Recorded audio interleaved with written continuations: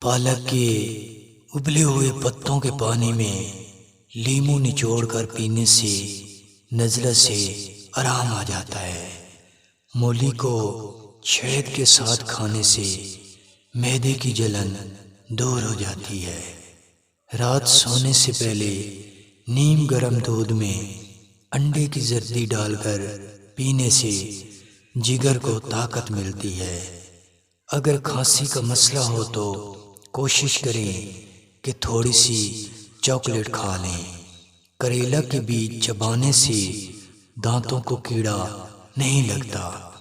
اگر سر میں بہت زیادہ درد ہو تو سرسوں کے تیل سے سر کی اچھی طرح مالش کریں، درد سے آرام آ جائے گا۔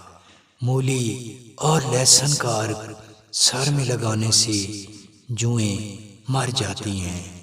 چقندر کا ابلا ہوا پانی پینے سے گردے صاف ہوتے ہیں۔